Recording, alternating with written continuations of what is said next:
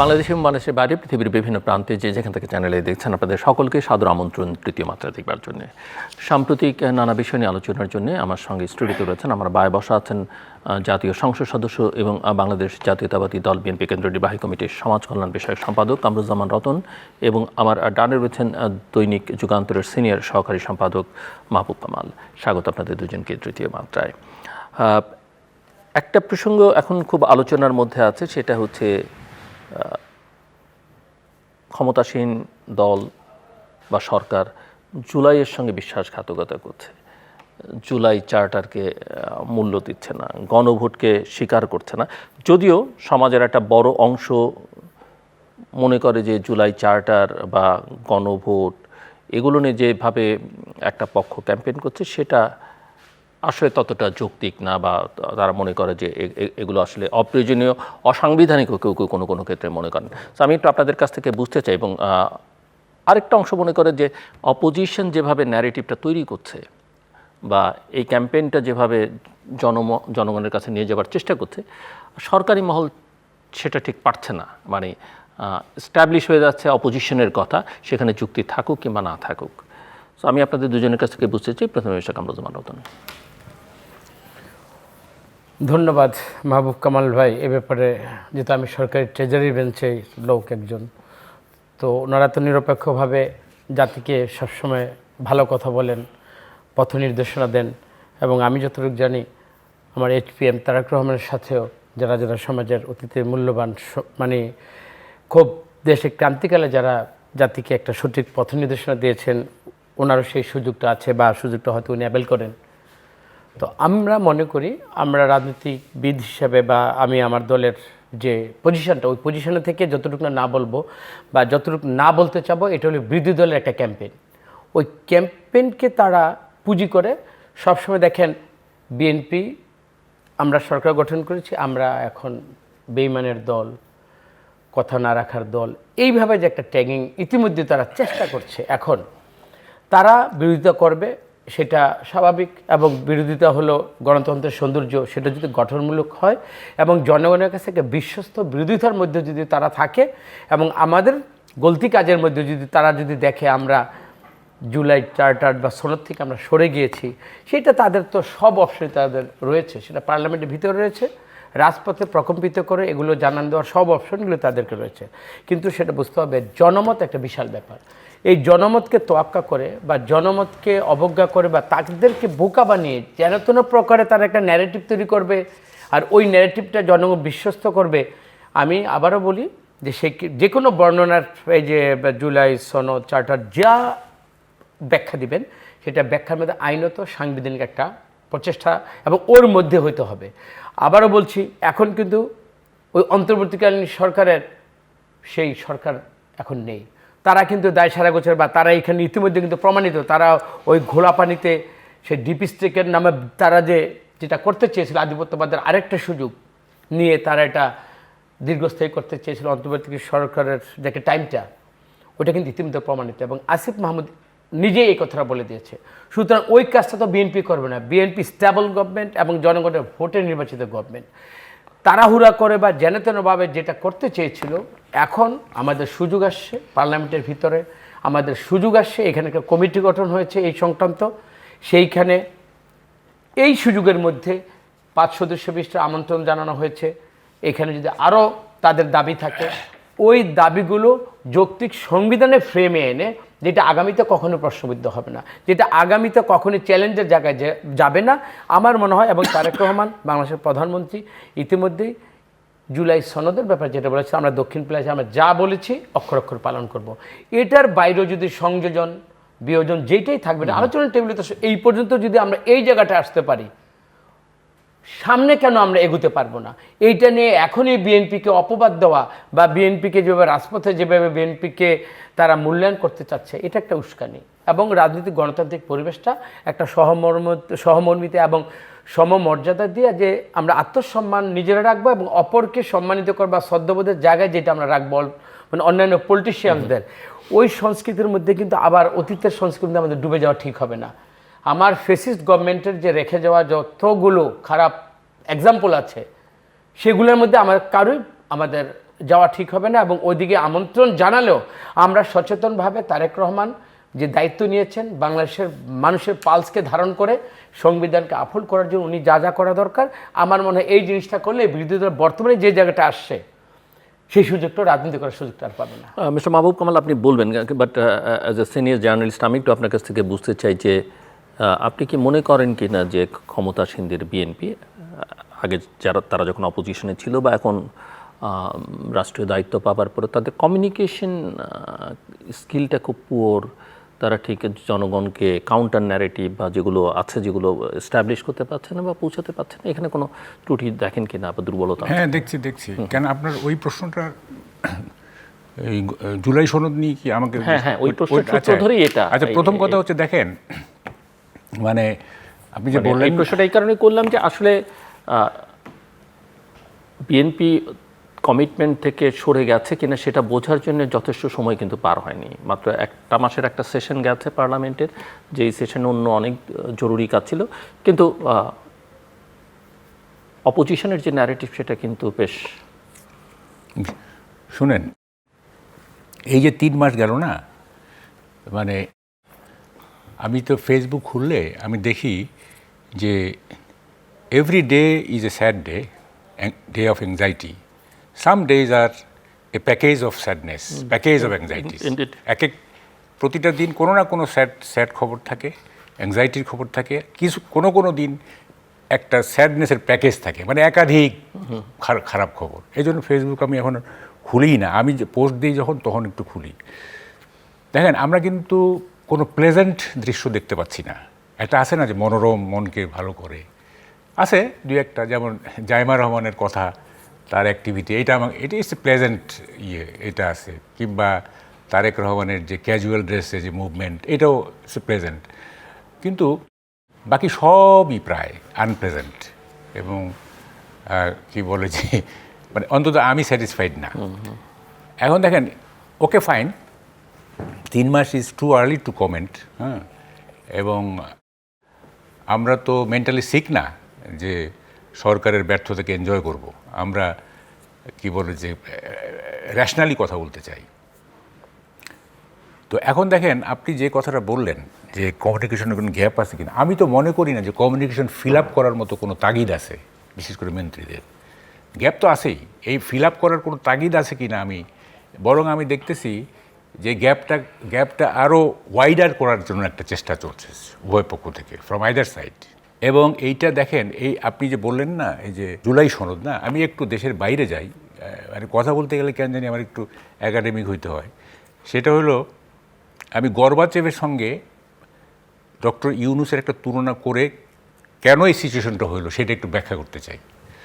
সেটা হচ্ছে, আপনি জানেন গর্বাচেভ যখন 1985-এ রাশিয়ার সোভিয়েত ইউনিয়নের ক্ষমতা নিল, তখন উনি 2টা কর্মসূচি নিলেন, একটা গ্লাসনস্ট আর একটা পেরেস্ত্রোইকা।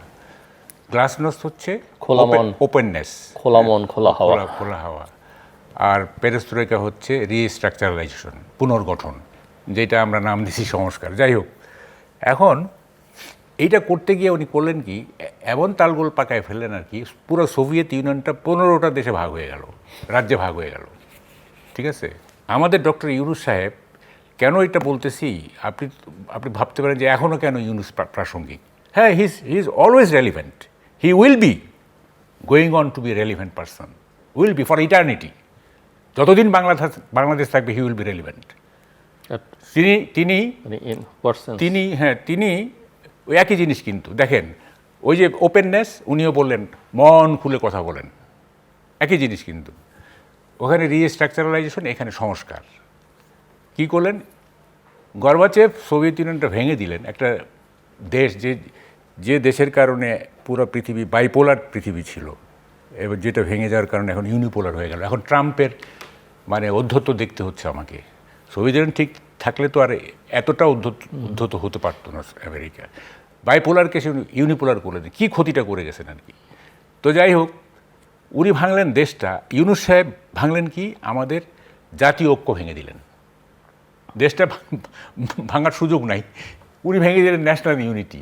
এমন একটা পলিটিক্স করলেন, এমনভাবে সাজালেন পলিটিক্সটাকে যে দেখেন এখন সবাই শত্রু। বিএনপির সাথে এই কি বলে জামাতের সাথে এনসিবির সাথে বিএনপি, আওয়ামী লীগ তো একটা কমন ফ্যাক্টর আছেই। হ্যাঁ, একটা দেখেন একটা টোটালি একটা হস্টাইল পলিটিক্স চলে আসলো বাংলাদেশে। এবং এইটা মানে এখন হয়েছে কি দেখেন, আমি দোষ তো থাকতেই পারে, হ্যাঁ দোষ মানে nobody is perfect in the world, হ্যাঁ দোষ থাকতেই পারে, কিন্তু কথাটা হচ্ছে এখানে হয়ে গেছে কি ওই ফর্মুলাটা আর কি, যে if you want to kill a dog give him a bad name. একটা খুঁজে বের করে কোনো রকম মানে যুক্তিতে হয় না, কিছুতে হয় না, তারপরে একটা বলে দিয়ে একটা ডিসকালার করা, একটা জনবিচ্ছিন্ন করার একটা চেষ্টা চলতেছে। এবং যে সমাজ তারেক রহমান টেক ওভার করছেন, হ্যাঁ আমি আপনার সত্যিই বোধহয় বলছিলাম যে ইলেকশনের আগে যে কোনো একটা সাইড ওয়াক ওভার দিয়ে দিক, তাইলে সেই লাভবান হবে। দেখেন তাই হচ্ছে, কিন্তু হ্যাঁ তাই হচ্ছে। এবং কোনো কিছু যে হবে না, পজিটিভ যে কোনো কিছু, এইটা আলামত কিন্তু আমরা বুঝতে পারতেছি না। সবাই শুধু এইটা একটা অদ্ভুত ব্যাপার। আমাকে যখন এখন কেউ বলে না যে আর ইউ অপটিমিস্টিক, তখন আমি বলি কি yes I am optimistic, but I am shamelessly optimistic. ইংরেজিতে একটা বাগধারা আছে, যখন সবাই মানে কি বলে যে হতাশ, তখন যে পজিটিভ দেখে, হোপফুল হয়, তাকে বলে শেমলেসলি অপটিমিস্টিক। তো আমি যদি অপটিমিস্টিক বলতে চান, আমি বললাম আই এম শেমলেসলি অপটিমিস্টিক, হ্যাঁ নির্লজ্জভাবে আমি অপটিমিস্টিক। এবং এই যে একটা সিচুয়েশন হয়ে গেল না, গণভোট, আপনি যেটা মূল প্রশ্ন আর কি না, যেটা গণভোট ইত্যাদি, এখন যারা এটার বিরুদ্ধে কথা বলছে, মানে গণভোটের পক্ষে কথা বলতেছে, তারা কি ডেমোক্রেটিক ওয়েতে কথা বলতেছেন? তারা কি পলিটিক্সের নর্মাল যে নর্ম সেটাকে মানতেছেন না তো। তাইলে আপনি সংস্কার যে করবেন, ওগুলি যে আপনি মানবেন, প্রিভেলিংগুলি তো আপনি মানতেছেন না। তো যেটা হবে সেটা আপনি মানবেন, আমরা কীভাবে বুঝবো? আপনাকে তো প্রমাণ করতে হবে যে আমি আইনের প্রতি শ্রদ্ধাশীল, আমি নিয়মের প্রতি শ্রদ্ধাশীল, এটা প্রমাণ করতে হবে না? আপনি এখনই প্রমাণ করতেছেন যে আপনি থোড়াই কেয়ার করেন সব কিছু। তাইলে যে সংস্কারগুলি যখন যেটা তাদের দাবি যে পুরোটাই, এটা সরকারের কোন আচরণ থেকে আপনার কাছে মনে হচ্ছে যে থোড়াই কেয়ার করে? না আমি বলতে সবাই বিরোধী দল যারা চাচ্ছে যে জুলাই সনদটা পুরোপুরি বাস্তবায়িত হোক, তারা কি মানে নর্মাল পলিটিক্যাল আচরণ করতেছেন কিনা সেইটা আমি বলতেছি। তাইলে যদি তা না করেন, তাইলে how are you so sure যে আমরা সংস্কার করে এগুলো আপনারা সেগুলিকে ফলো করবেন নিয়মতান্ত্রিকভাবে? তাদের নিজেদের মধ্যে সংস্কারটা আছে কিনা, সেটা হচ্ছে চিন্তার জগতে, মানসিকতা। একটা দেখেন, এটা অনেক পুরনো কথা পলিটিক্যাল সায়েন্সে, when politics fails comes the constitution. রাজনীতিতে যখন ফেল করে যায় তখন না সংবিধান, কাগজ কলমের দরকার হয়। তা আপনার পলিটিক্যাল অ্যাডজাস্টমেন্টই তো নাই। এবং টেন্ডেন্সিটা হচ্ছে যে একে অপরকে বিপদে ফেলে কিভাবে সুপারসিড করব, এটা দুই পক্ষেরই কিন্তু সুপারসিড করার টেন্ডেন্সি, এবং মানে বিপদে ফেলে। হ্যাঁ, তো ফলে এই সোসাইটিতে আপনি সংস্কার করে কি হবে? হ্যাঁ, আমি কতগুলি ব্যাপারে তো কেন বিএনপি এটা করছে না, এটা আমি অবজেক্ট। যেমন একটা জুডিশিয়ারির ব্যাপারটা, আমি এটা দৃঢ়ভাবে মানে বিশ্বাস করি যে জুডিশিয়ারির যে সংস্কারের যে ইয়েটা আছে, যে বিচারক সচিবালয়, এটা করতেই হবে। জুডিশিয়ারি ইন্ডিপেন্ডেন্ট না করলে কিছু হবে না। দেখেন আমি একটা বলি, জুডিশিয়ারি এবং পুলিশ যদি ঠিকমতো কাজ করে, half of the battle is done. সরকারকে কিছু করতে হয় না, ঠিক আছে?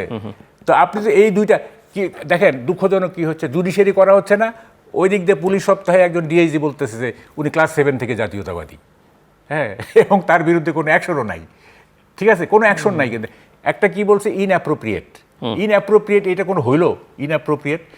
ওখানে তো তারেক রহমান সাহেব প্রাইম মিনিস্টার ওখানে বলবেন যে আপনি বাইরে যান, বাইরে গিয়ে ড্রেস খুলে, আপনার ইউনিফর্ম খুলে বিএনপির প্রাথমিক সদস্যপদ পূরণ করে এসে তারপরে অডিয়েন্সে বসেন।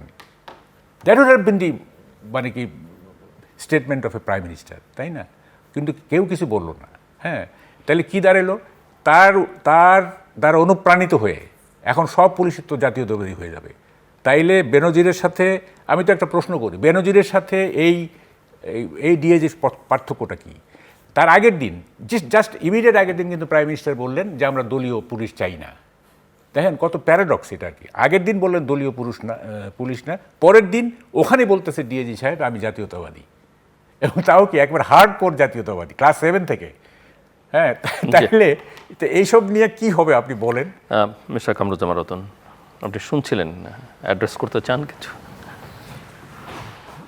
তারেক রহমান বাংলাদেশের প্রধানমন্ত্রী, উনি একভাবে ওনার অ্যাডমিনিস্ট্রেশন সাজাতে চান, বা অ্যাডমিনিস্ট্রেশনের মধ্যে দলীয়করণ হয়তো থাকে, কিন্তু যিনি এটা অ্যাপ্রোচিংটা এভাবে করেছেন, যে এই যে আমি নাম না উল্লেখই করলাম, আসলে আমি ব্যক্তিগতভাবে আমরা সবাই তাকে চিনি, সে জাতীয় ছাত্রদল করেছে, কিন্তু পোশাকটা যখন রাষ্ট্রের পরে আর রাষ্ট্রপ্রধান যখন থাকে, এই কথাটা বলে ওনার কতটুকু লাভবান হয়েছে আমি জানি না, আমার তারেক রহমানকে বিব্রত করা হয়েছে। এর বেশি আমি এই জায়গাটায় আমি আর কথাটা আর নাই বলি। এখন সর্বক্ষেত্রে কিন্তু বাংলাদেশের বা যে কোনো রাষ্ট্রের প্রধান দলীয়ভাবে যখন নির্বাচিত হয়, উনি কিন্তু একজন প্রধান, ওনার একটা ক্যাবিনেট থাকে, ক্যাবিনেটও এক্সিকিউট করে। আর আমার জায়গা থেকে আমি একটা কর্মী, আমি এলাকার একটা প্রতিনিধি, আমার মাধ্যমে যে রিফ্লেকশনটা জনগণ দেখবে, ওটা কিন্তু সারা দেশে হয়তো এখন এই যে সোশ্যাল মিডিয়ার যুগে এটা দেখতে পায়, কিন্তু ওভারঅল আমার কিন্তু ফোকাসটা থাকে হলো আমার নির্দিষ্ট আমার যে 5,10,000 আমার মুন্সিগঞ্জ 3 আসনের যে জনগণ, তাদের প্রতি আমি সবসময় কিন্তু তাদের প্রতি যে আমার কমিটমেন্ট ছিল, এবং কমিটমেন্টগুলো রক্ষা করার ক্ষেত্রে আমার যে যা করণীয়, সরকারের যা আমাকে অ্যাসিস্ট করছে, সেগুলো আমি প্রপার জায়গায়, যারা অরিজিনাল যারা ভিকটিম বা যেই রাস্তার কাজ বা বিল্ডিংয়ের বা মসজিদ মাদ্রাসা বা আমাদের মন্দিরের যতগুলো জায়গায় গভর্নমেন্ট ইন্ডিকেট করে দেয়, তো সব সুনির্দিষ্টভাবে দেয়, আমার কাজ কি মনিটর করা, এবং এইটার মধ্যে থেকে কোথাও ফাঁক ফোক একটা টাকা যেন কোথাও এটা মিসহ্যান্ডেলিং না হয়, সৎভাবে আমাকে এগুলো কাজ করা হলো আমার কাজ। এখন জাতীয়ভাবে আমরা কিন্তু কখনোই কিন্তু ন্যাশনাল পলিটিক্সটাও কিন্তু আমাদের লোকালি কিন্তু হয়।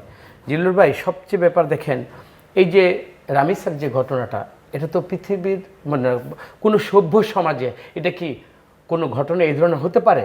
বাংলাদেশটা যেখানে আমি একটা আমাদের রূপান্তর বাংলাদেশে আমরা কী চিন্তা করছি, অথচ এই ধরনের একটা ঘটনা একটা গভর্নমেন্টকে প্রশ্নবিদ্ধ করা হয়, এবং এইটার সাথে গভর্নমেন্টের কি কাজ বা কোনো গভর্নমেন্টের কোনো ব্যক্তি কি ওই নরপিচাস তাকে কি বলেছে এই কাজটা করতে, কিন্তু সামগ্রিকভাবে দেখেন এই কাজটা হওয়ার পরে মনে হয় যেটা গভর্নমেন্ট তাকে দিয়ে করিয়েছে, এবং এইটার বিচার গভর্নমেন্ট করবে না, বাট এইটার মধ্যে গভর্নমেন্টের কী লাভ থাকতে পারে বলেন? আপনারা খেয়াল করে দেখেন, দিনাজপুরে ইয়াসমিন হত্যা হয়েছিল না, ওটার পরে লোকালি তখন ওই গভর্নমেন্টকে আনরেস্ট করে ওটাতে কিন্তু একটা বিশাল আন্দোলনের একটা স্ফুলিঙ্গ তৈরি করা হয়েছিল। আমি মুন্সিগঞ্জের একটা প্রতিনিধি হিসাবে, ওর রামিসার দাফন হয়েছে সিরাজদি খানের আমাদের একটা ইউনিয়নে, ওইখানে ওনার বাবাকে, এই রামিসার বাবাকে, আপনারা বুঝতেছেন যারা আজকে এটা নিয়ে কথা বলছে, এটা তারেক রহমানকে ডিফল্টার বানিয়ে বিএনপিকে ন্যারেটিভ দিয়ে একটা বাজে জায়গায় নিতে চাচ্ছে, ওই দলের লোকরা রামিসার বাবাকে অনেক প্রলোভন দেখিয়েছে যে এইটা আমরা মুন্সিগঞ্জ থেকে এরকম একটা আন্দোলনের কোনো আমরা এখানে ধারা আমরা বের করতে পারি এগেনস্ট অফ গভর্নমেন্ট। স্বাভাবিকভাবে এইখানে আমরা 3টে আসনে আমরা জাতীয়তাবাদী দল, আমরা ওইখানে গিয়েছি, তার বাবার সাথে কথা বলেছি, বাবা বলছে যে না, আমাকে প্রলোভন দেখানো হয়েছে, বাট আমি তো সত্যিকার অর্থে গভর্নমেন্ট আমার পাশে দাঁড়িয়েছে, তারেক রহমানের পাশে দাঁড়িয়েছে, যা যা করণীয়। পরবর্তীতে এই ন্যাক্কারজনক ঘটনার জন্য গভর্নমেন্টের কাজটা কি? এই পরিবারের পাশে দাঁড়ানো, পাশে দাঁড়িয়ে এটার বিচারের ব্যবস্থা করা, পাশে দাঁড়িয়ে পরিবার যে অন্যান্য দেখেন এক বাচ্চার সাথে সাথে দায়িত্ববান নিয়েছে, অন্যান্য মানবিক এবং যৌক্তিক যতগুলো কাজ রাষ্ট্রের দায়িত্ব নয় সেগুলো নিয়েছে, এবং বিচারটাকে ত্বরান্বিত করার জন্য যা যা করা দরকার সেটা বলেছে। তো 5 দিনের মধ্যে চার্জশিট হয়ে যাবে, 1 মাসের মধ্যে বিচার হয়ে যাবে। পরবর্তীতে দেখেন সিরিজ অফ এই যে ঘটনাগুলো হচ্ছে বাংলাদেশে, এই ধরনের কোনো পরিকল্পিতভাবে যদি মনে করেন এটা দিয়ে যদি গভর্নমেন্টকে বেকায়দায় ফেলানো যায়, আপনি কি মনে করেন 100 জায়গায় তো এই ধরনের ঘটনা সম্ভব? তো এইটাই কি আমার পলিটিক্স? কেন এই কথাটা বললাম?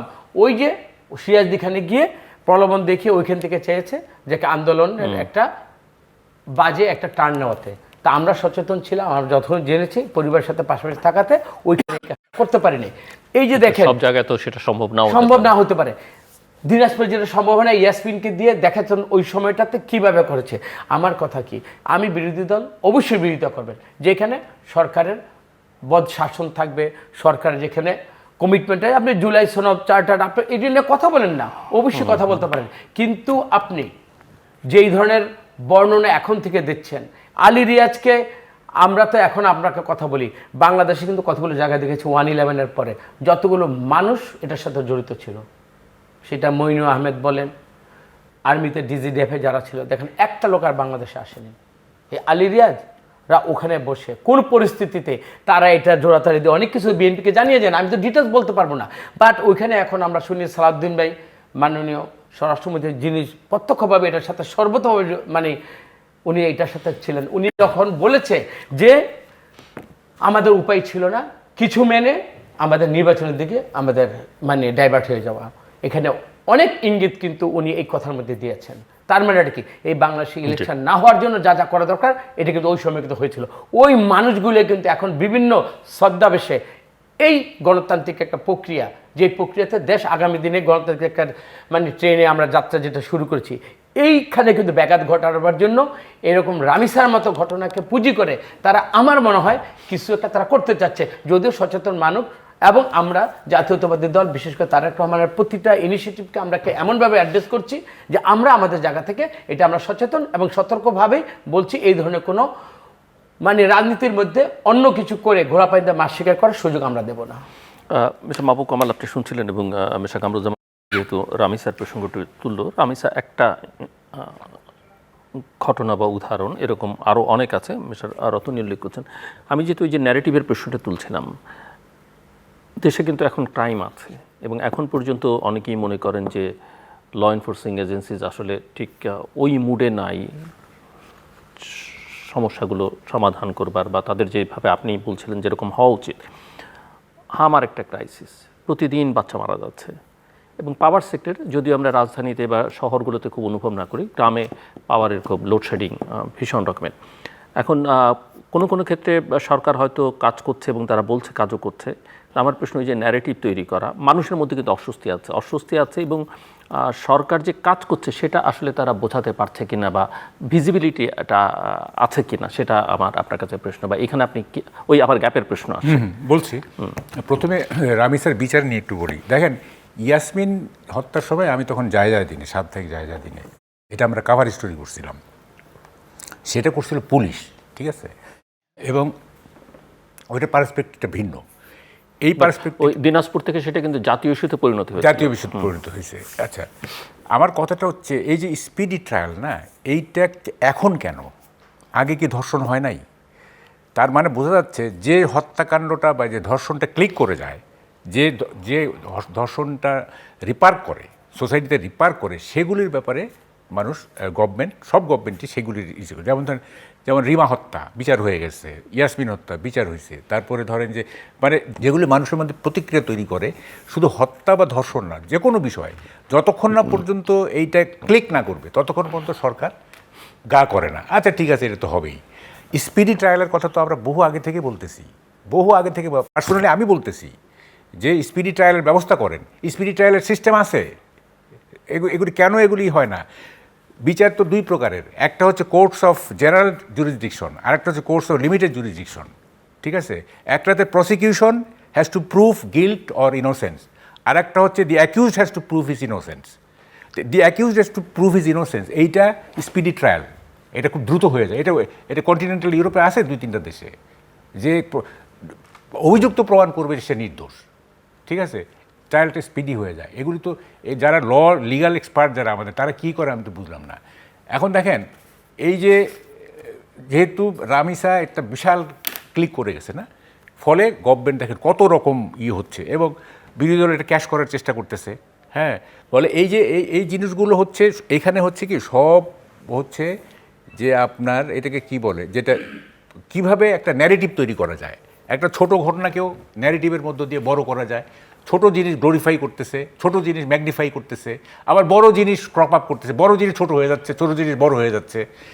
ডেফিনেটলি রামিসার যে হত্যাকাণ্ড, এইটা ধর্ষণ, এইটা আমি এ যাবৎকালের যত ধর্ষণ হয়েছে তার মধ্যে এইটা সবচেয়ে বেশি আমাকে পীড়া দিয়েছে আর কি, সবচেয়ে বেশি মর্মান্তিক।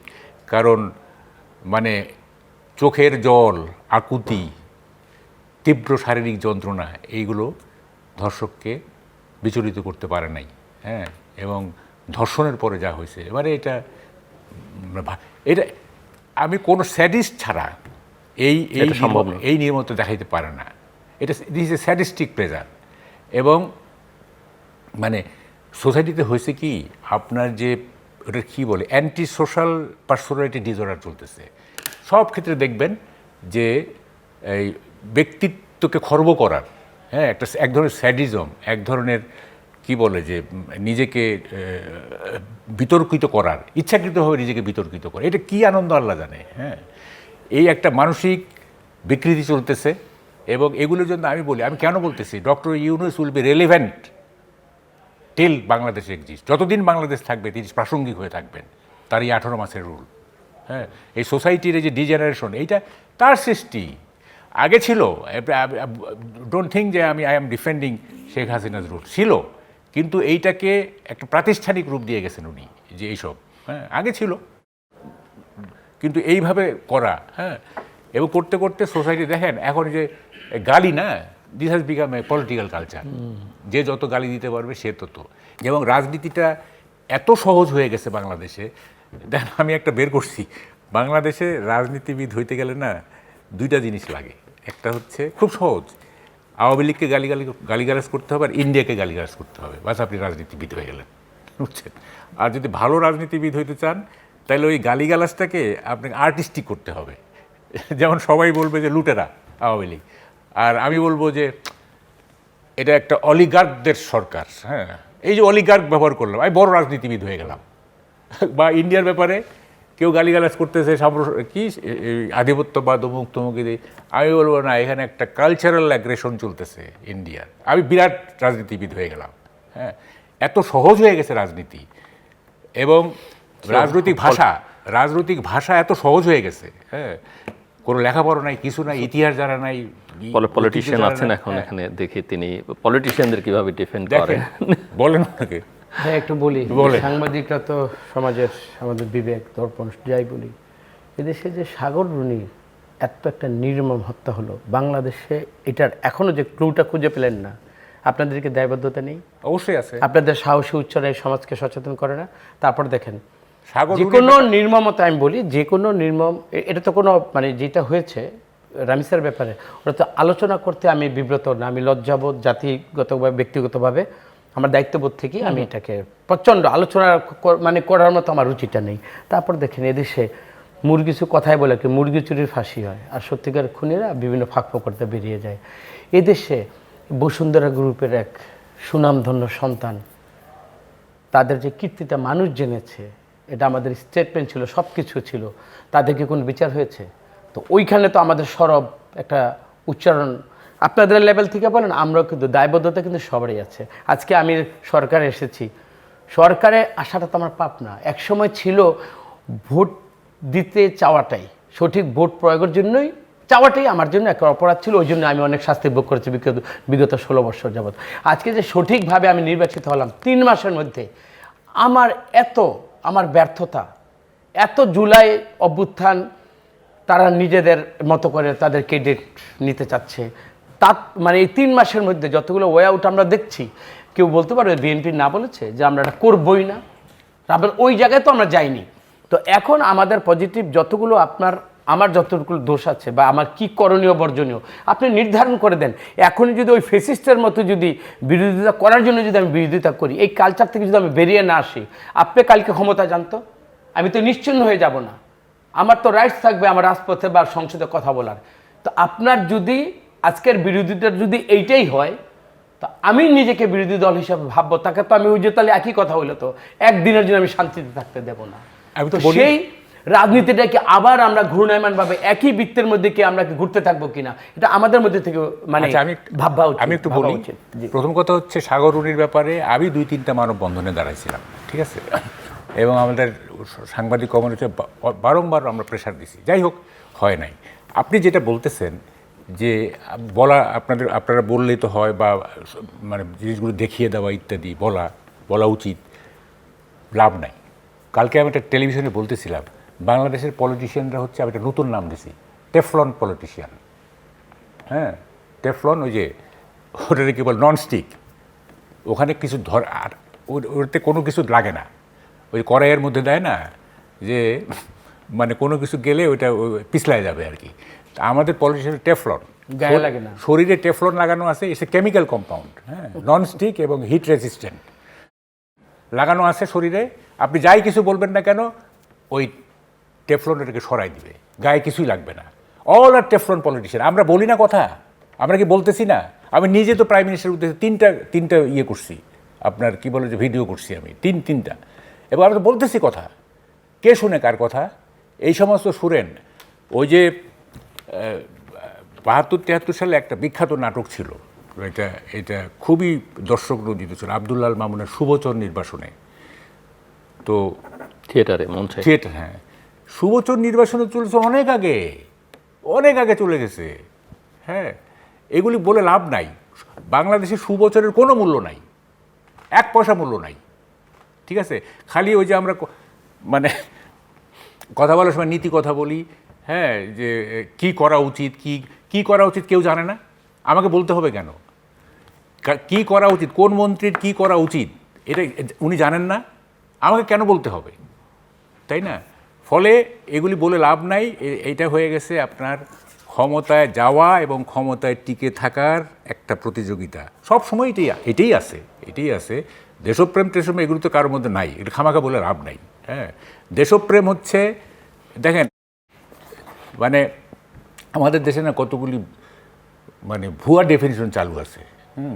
মুখে বললেই হলো যে দেশপ্রেমিক, এবং কি বলা হয় যে সেনাবাহিনী হচ্ছে দেশপ্রেমিক, আর কেউ দেশপ্রেমিক না।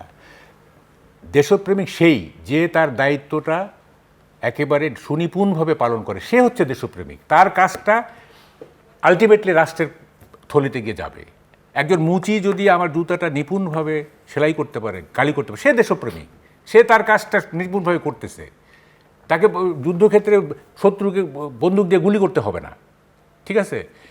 তো ফলে কেউই নিজের কাজটা করতেছি না, চেয়ার দখল করে বসে আছি আর বক্তৃতা মারতেছি কি আমি দেশপ্রেমিক, ঠিক আছে? তো এই আপনি যদি রাষ্ট্রের কোষাগারে কিছু দিতে না পারেন, রাষ্ট্রের থলেতে যদি কিছু দিতে না পারেন, আপনি কিসের দেশপ্রেমিক? বললেই হবে দেশপ্রেমিক। ফলে এগুলি বলে লাভ নাই, সবাই সব কিছু জানে। আমরা এমন কোনো পণ্ডিত না, সাংবাদিকরা এমন কোনো পণ্ডিত না, আমরা কখনো সাধারণ মানুষের চেয়ে কম জানি। আপনি জানেন, গ্রামে যান আপনি, কিছু লোক এমন কথা বলবে আপনি আশ্চর্য হয়ে যাবেন। তার দুর্বলতা কি? সে থিওরাইজ করতে পারে না, তার ভাষা জ্ঞানের অভাব। আমার কেন তো দাম, এই যে আমাকে টক শোতে ডাকছেন, আমি ভাষা একটা শিখছি, কোনো রকমে ভাষাটা শিখছি, এবং আমি একটা জিনিসকে শৃঙ্খলাবদ্ধভাবে উপস্থাপন করতে পারি, আর সিস্টেমে বলতে পারি। ওই যে অশীতিপর বৃদ্ধ গ্রামের যে রিমোট এলাকার, সে আমার চেয়ে বেশি বুঝে। তার দুর্বলতা হচ্ছে সে থিওরাইজ করতে পারে, তার ভাষা জ্ঞানের অভাব, যে কারণে সে বলতে পারে না। তো কথাটা হচ্ছে সবাই সব কিছু বুঝে। হ্যাঁ, আমাদের বলার কিছু দরকার নাই। যার দায়িত্বটা সে পালন করলেই তো হয়ে যায়। এটা তো এমন কোনো মানে কি বলে যে দুর্বোধ্য কোনো জ্ঞান না যে আমাকে কি করতে হবে। দেখেন, পলিটিক্স করতে গেলে, আমি বলি তো, পলিটিক্স করতে গেলে কমন সেন্স থাকলেই চলে। This is not economics. হ্যাঁ, যে ওই যে ইকোনমিক্সের ক্ষেত্রে বলে ওয়ার দেয়ার আর 6 ইকোনমিক্স দেয়ার আর 7 পয়েন্টস, এত জটিল আর কি। তো পলিটিক্সে তো ওইটা নাই। পলিটিক্সে কমন সেন্স ইজ এনাফ, এবং কমন সেন্স যদি একটা আনকমন হাইটে চলে যায়, সেটাই ব্রিলিয়ান্স। এটা বলা হয়ে থাকে, common sense in an uncommon height is called brilliance. তো কমন সেন্স দিকে বোঝা যায় না যে কী করা উচিত। এটা কি ওই যে কী বলে যে পলিটিক্যাল সায়েন্সের বড় বড় বই খুলে পড়তে হবে নাকি? আমাদের দেশে তো কমন সেন্স ইজ এনাফ।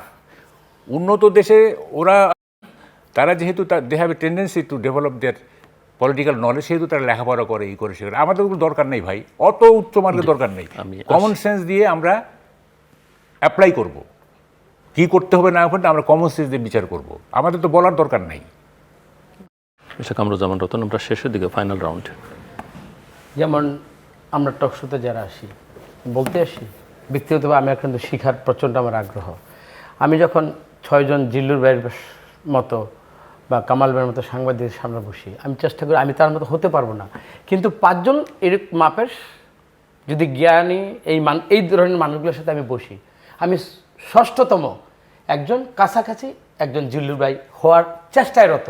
মানে কি, আমার দিন শেষ হতে আমি কবর পর্যন্ত আমি শিক্ষা গ্রহণ করতে চাই। তেমনই রাষ্ট্র ক্ষমতায় যারাই আমরা থাকি, আমার মনে করব যে অতীতের রাষ্ট্রের যারা দায়িত্বে ছিলেন, কি কারণে তারা সমাদৃত হয়েছেন, কি কারণে তারা ঘৃণিত হয়ে তারা প্রস্থান করেছেন, সেটা হোক সীমান্তের ওপার, সেটা হোক আমার জেলখানার বাসস্থান। তা আমি মনে করি আমরা ভালো কিছুর মধ্যে আমরা থাকি এবং ভালো চিন্তার মধ্যে আমরা প্রতিযোগিতার মধ্যে থাকি। খারাপ যে কারণে মানুষ ধিক্কৃত হয়, খারাপ যে কারণে মানুষ অনুসূচিত হয়ে সারা জীবন পস্তাতে হয়, ওই কাজগুলো থেকে আমরা সবসময় বিরত থাকি। মাহবুব কামাল, প্রশ্নটা করেন। না আমি বলছি ক্লোজিং রিমার্কস বা closing? ফাইনাল রাউন্ড একটা ক্লোজিং কি বলবো আমি বুঝতে পারতেছি না। দেখেন, আমরা তো আগেই তো বললাম যে আমরা সরকারের প্রশংসাই করতে চাই। কি কারণে আমরা সমালোচনা করতে চাই? আমাদের সুযোগ দেন, প্রশংসা করার সুযোগ দেন, তাইলে আমরা করি। তো এখন মানে সুযোগ যদি না থাকে তাহলে কেমনে করব? যে কোনো কাজ সুযোগ থাকতে হবে, তো শুধু প্রশংসা না, সব ক্ষেত্রেই তো একটা সুযোগ থাকতে হবে। তাই না? যে এই যে বলেন না যে মানে সুযোগ না উপাদান, এই যে যারা সৎ আছে না, এদের ম্যাক্সিমাম হচ্ছে সুযোগের অভাব। সুযোগের অভাবের কারণে তারা সৎ, মানে 90%। সুযোগ দিয়ে দেখেন সেও করাপ্ট হয়ে যাবে। তো আমাদের সুযোগ দেন, আমরা প্রশংসা করি।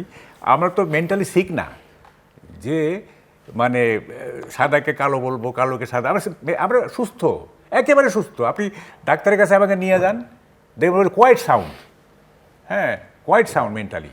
আপনি বলতে চাচ্ছেন আমরা সুযোগ না পাওয়ার ক্ষেত্রে আমরা সৎ, না, সুযোগ পেলে আমরা অসৎ। না, এরকম না, এটা আমি অন্য একটা উনি প্রসঙ্গ উনি বললাম। যেটা মূলত বলতে চাইছেন সেটা হচ্ছে যে আপনারা ভালো কাজ করেন, ভালো কাজ করলে হ্যাঁ, প্রশংসা দেন, করবেন। আমাকে সুযোগ দেন। তো সেই সুযোগটা যদি না দেন, আর আমি যখন সাফার্ড হব, আমি যখন কি বলে আমার যখন দুঃখ কষ্ট হবে, তা আমি কথা বলবো না? এটা আমার স্বার্থে করব। দেখেন, পৃথিবীতে আমার একটা কথা আছে, সেটা হচ্ছে পৃথিবীতে কোনো ফিলসফি নাই। এই যে আমরা বলি না মতবাদ, এগুলো কিচ্ছু না। পৃথিবীতে একটা মতবাদ, সেটা প্রয়োজনবাদ। এই যে মুক্তিযুদ্ধে কোনো মহান বলে না, আমি বলি না। আমার প্রয়োজনে আমি মুক্তিযুদ্ধ করছি। কিসের মহত্ব এটা? আমার প্রয়োজনে আমি মুক্তিযুদ্ধ করছি। আমি কেন বলতে চাই এটা মহান? আমার প্রয়োজনে করতেছি, আর বলতেছি এটা আমি নিজে গ্লোরিফাই করতেছি। আমার প্রয়োজনকে আমি গ্লোরিফাই করতেছি। তো ফলে এইটা কথাটা হচ্ছে যে যেটা করা উচিত সেটা করেন, আমরা প্রশংসা করি। এবং প্রশংসা করার মধ্যে একটা আনন্দ আছে, বুঝছেন? গালি দেওয়ার মধ্যে কোনো আনন্দ নাই, প্রশংসা করার মধ্যে এই আনন্দ থেকে কেন বঞ্চিত করবেন আমাদের, তাই না? আপনি কিছু বলবেন জাস্ট এক মিনিটে? আপনারা কি ওই যে কিছু কিছু সাংবাদিক আছে না, অতিরিক্ত মানে কি, তারা এই সরকারের একেবারে ঘাড়ের মধ্যে এমনভাবে বুদ্ধিদাতা হিসাবে আবির্ভাব এমনভাবে হয়েছিল, ওই তারা কিন্তু এখন জেলখানায়। নিশ্চয়ই আপনি ওই সুযোগটা আগের সরকারের আমলে এই যে নাম বলতে, এই যে মামুন সাহেব, মুন্নিশা, কিছু দেখেছি না আমরা, মঞ্জু সাহেবরা যেভাবে এখানে তত্ত্ব দিত, সত্যি ওই জায়গায় থেকে যেইভাবে ওই ফেসিস্টকে তারা অ্যাসিস্ট করেছে, ওই জায়গায় ইনশাল্লাহ আপনারা যাবেন না। জাতি তাহলে একেবারে নিমজ্জিত এমন অতল গহ্বরে যাবে যেখান থেকে আর ট্রেন দিয়েও তাদেরকে উঠানো যাবে না। আপনারা এখনো আছেন, জাগ্রত থাকেন এবং আমাদেরকে সঠিক লাইনে আপনি আমাদেরকে সবসময় সচেষ্ট রাখেন। অনুষ্ঠানের শেষ প্রান্তে আমরা সামাজিক যোগাযোগ মাধ্যম ফেসবুক, এক্স এবং ইউটিউবে রীতিমাত্র লাইভ স্ট্রিম হচ্ছে আপনারা দেখতে পারেন। টেলিভিশন পর্দায় দেখতে না পারলে যে কোনো সময় যে কোনো স্থান থেকে ইউটিউবে রীতিমাত্র চ্যানেলটি সাবস্ক্রাইব করে এই পর্ব বা পুরোনো পর্বগুলো দেখতে পারেন। মিস্টার মাহবুব কামাল এবং মিস্টার কামরুজ্জামান রতন, অসংখ্য ধন্যবাদ এই আলোচনা অংশ নেবার জন্যে। দর্শক, এই কথা ঠিক যে 3 মাস সময় একটা সরকারের জন্য খুব বেশি নয়, তবে বাংলাদেশ এমন সংকটের গহ্বর থেকে উঠে দাঁড়াবার চেষ্টা করছে যেখানে প্রতিটা দিন, প্রতিটা মুহূর্ত অত্যন্ত গুরুত্বপূর্ণ এবং মানুষ সরকারের কাছে সেটা প্রত্যাশা করে। অ্যাটলিস্ট সরকারের যে চেষ্টাটা আছে সেটা দেখতে চায় এবং একই সঙ্গে একথাও সত্য যে সরকার যে চেষ্টা করছে সেটা মানুষকে জানানোটাও একটা দক্ষতার ব্যাপার। সেই দক্ষতার একটা ত্রুটি বা গ্যাপ লক্ষণীয়, সেটাও আমার অতিথিরা আলোচনার মধ্যে নিয়ে এসেছেন। আশা করি তারা সেটাও কভার করবার চেষ্টা করবেন। সব কথার মূল কথা যে আমরা সুশাসনের কথা বলি, স্বচ্ছতার কথা বলি, জবাবদিহিতার কথা বলি, এগুলো নিশ্চিত করা খুবই জরুরি এবং আমরা আশা করব যে সরকার তার অঙ্গীকার পূরণ অন্তত সৎ থাকবে, সচেষ্ট থাকবে। আমাদের সঙ্গে থাকবার জন্য অসংখ্য ধন্যবাদ। আপনাদের সবার জন্য শুভকামনা।